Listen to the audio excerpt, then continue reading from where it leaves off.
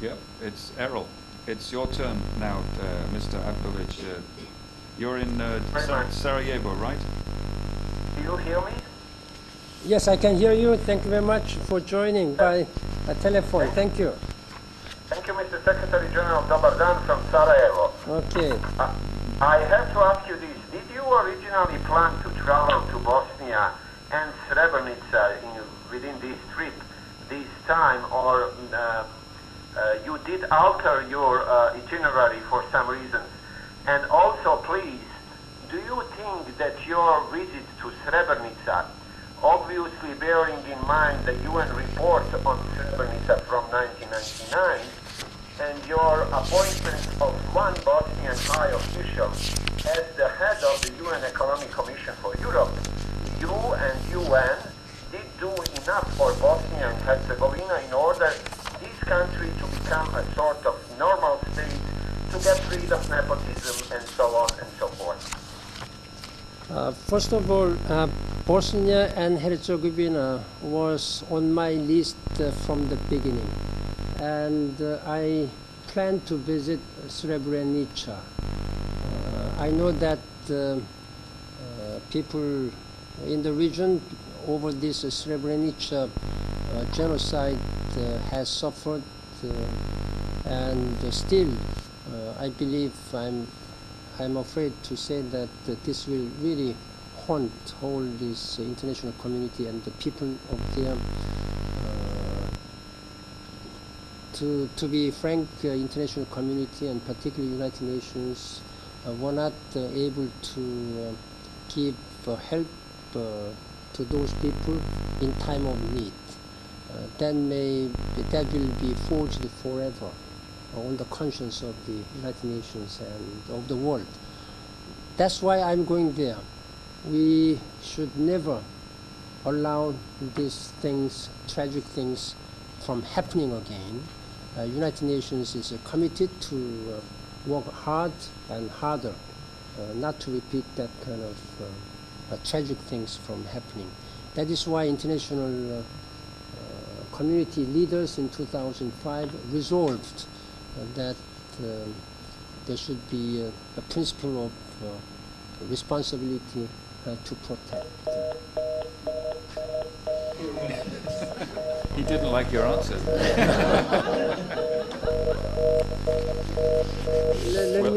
Let us. I'll call.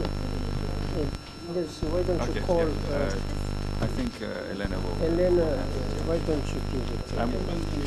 We'll continue because it's recorded. We'll send him the sound file. We have about 10 minutes more. Yeah, that's right. So we're going to go back round this way, okay? What's the impact of that telephone cut? But what I would suggest is that we keep the answers the questions quite short, okay? Mr. Secretary General, I have a question on the International Court in The Hague for the war crimes on the former territory of Yugoslavia. There are very different opinions on the judgments on the work of this tribunal, and there's a decision that the major processes should be ended up by the end of this year, except the three major, let's say, whatever actor of this war crimes situation. My question is, what is your opinion about the role of this tribunal? What was the actual work, and why all of a sudden have you received recently any sort of pressures or whatever to close down the works of the tribunal in the past? No, there was no such pressure to close down ICTY or any other international tribunals. The establishment of ICTY and ICTR and the special tribunal in Sierra Leone and all these what demonstrated the commitment of international community to make sure that there must be an accountability process for the crimes perpetrated for these crimes against humanity and war crimes and genocide. This is why we have established the ICTY. ICTY, in close coordination, consultation with the Security Council, has decided to close its court by 2014. And I think they have taken great role, great work in bringing all the criminals, indictees by the ICTY, except few remaining cases like Ratko Mulajic and Radovan Karadzic and one person. Yes, Yeah. all these are very important process for the international community to make sure and to give a strong message that whoever commits crimes against humanity, genocide and war crimes will be accountable, will be punished. So I think we have set a very strong and good message by ICTY and ICTR and other criminal courts. Okay. Errol, that was a question about ICTY, and Errol, don't worry, we will send you the entire sound file, okay, afterwards, so you'll have everything. Martin, I did have a follow-up actually on... Errol, wait a Yes, minute. yes. We'll need to go around the room, but we won't leave you out, okay? It's a very short follow-up. But Okay, that's all. let him. Okay, come on, before the line goes again. Okay. Yes, Mr. Secretary General, bearing in mind these current problems in Bosnia, are you concerned that Bosnia could become a sort of frozen conflict state? What should be done in order to avoid, let's say, another Cyprus scenario? I will have opportunity to discuss more in depth with the chairman in presidency and other two members of the chairman and other leaders how they should reconcile overcoming all differences of political issues to realize one country. And I was pleased, encouraged when they were able to form government after long absence of this government. I sincerely hope that the leadership in that country, Herzegovina and Bosnia and Herzegovina, will really work harder, looking beyond their differences for the common prosperity, the common security of the country. That is what is required, and I'm really going to urge the leadership of Bosnia and Herzegovina for that purpose. Okay, please. Thank you. Mr. Secretary General, you will be soon having a neighbor on this floor from Serbia, Mr. Vukirevic. There is a controversy in Serbia in these days. How actually important the post of the President of General Assembly is, and whether Mr. Jeremic will be able to promote Serbian interests over there. General Assembly, President of General Assembly is not elected and is not conducting any such role on the basis of one's own country. So Mr. Jeremic will be the President of a General Assembly, taking care of and addressing all the issues under the United Nations General Assembly agenda. Therefore, he is supposed to act beyond the Serbian issues.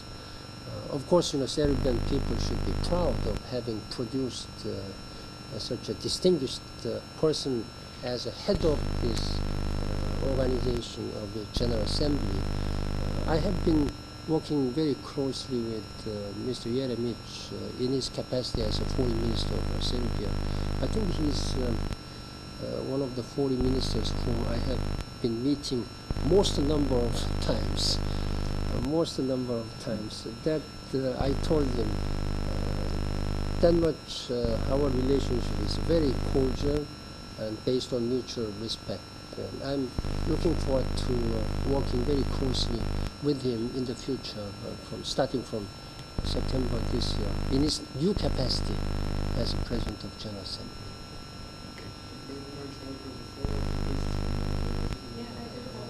All right, we need to keep it moving very quickly, Since please. we are here at the book hearing, are you concerned with his declaration? How concerned are you?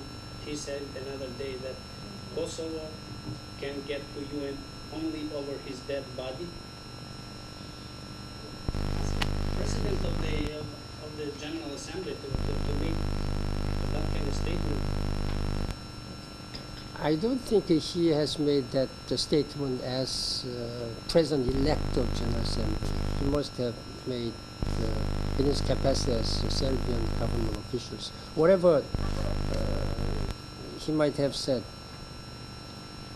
what I know, what I believe is that the membership of the United Nations is something to be determined and decided by, first of all, by the recommendation of the Security Council and endorsed by the General Assembly. And that's a usual normal process of any member states being admitted to the United Nations. Okay. Wait. I think we need to move on. Okay, please. There's no way from Macedonia, I guess, right? So I'm going to ask that question. How worried are you about the negotiations about the name of Macedonia, where the United Nations still not resolved with Greece? The former Yugoslav Republic of Macedonia. My special envoy, Mr. Nimitz, is going to be there in Skopje when I visit there.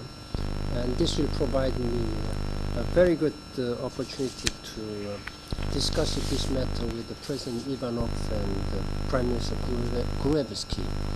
I've been meeting two leaders many times, and we've been discussing these name issues. It's unfortunate that this name issue has been such a long-standing issue.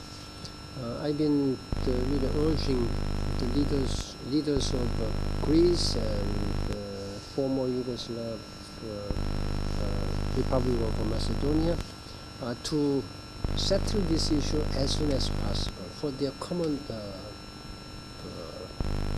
purpose and common interest, particularly in case of Skopje authorities and people. There are many important pending issues like Euro-Atlantic integration process, NATO membership, and also EU membership. All these important policy matters which may give a good perspective to Macedonian people have not been resolved. Therefore, it is important to show flexibility and sense of compromise to resolve this issue. It's not only beneficial for Greece and Macedonian people, but for entire region. Okay. Yes. Secretary General, We're virtually out of time. brief. You said that you are, as the Secretary General of the United Nations, are cemented by Resolution 1244. Do you still believe that the resolution is valid, or that there is a time to find a way to amend 1244? Resolution is still valid, and what to do with Security Council Resolution 1244 will only be determined by the decision of the Security Council resolution. So until then, as a Secretary General, I have the responsibility to be governed within that Security Council resolution. Secretary General, do you feel frustrated with the limited power, limited instruments that the UN has with dealing with crises like the one going on in Syria, and what will happen next in Syria? The United Nations Charter provision has given all tools and means available to membership, particularly in the case of Security Council when they deal with threats and security threat to the international peace and security. Then they have a primary responsibility to act with unity, with a sense of unity as well as for the common prosperity of regional and international peace and security. That is what member states hope. United Nations was not able to take necessary action in the case of Srebrenica and Rwanda. United Nations has not been able to take decisive, proper action in the case of Syria at this time. That is why I issued a statement today that members of the Security Council should take collective action, decisive collective action, to end violence and so that the people of Syria can engage in a political dialogue for political resolution, reflecting their genuine aspirations. I have been urging, and my joint special envoy, Kofi Annan, has also urged the Security Council to take the necessary action immediately, decisively, so that this Security Council resolution, as well as his 6-point plan, could be implemented without further delay. Okay, thanks very much. Martin, can I have one short question? Yes. What a surprise, Errol. Yes, last question. Yes. What would be the absolute priority for Bosnia, Mr. Secretary General, as you think, NATO, EU, or something else? And will Mr. Alcalay travel with you this time to Balkan? I would sincerely hope that the government of Bosnia and Herzegovina will be able to function in unity. By doing that, they will be able to promote and pursue their aim, aspirations for NATO and the European Union. That will be, I think, what I expect and international community expect. Thank you very much. Okay, thank you very much indeed. Thanks very much, everybody. Thank you. Thank you. Voila. Voila. Thanks, Thank you. Errol. Bye for now. Bye-bye. Thank you. Thank you very much. Please send me that, and because I had also a very I will. sort of difficult talk. I will. I will. Don't worry. Morning, and I wait for your transcript. Well, bye-bye. Okay, you are going to Kosovo? Yes. Okay. Thank you. Thank you very much. Thank you. Can I read you? Thank you. Thank you. Thank you. Okay, thank you. Thanks, Thank you. Thank you.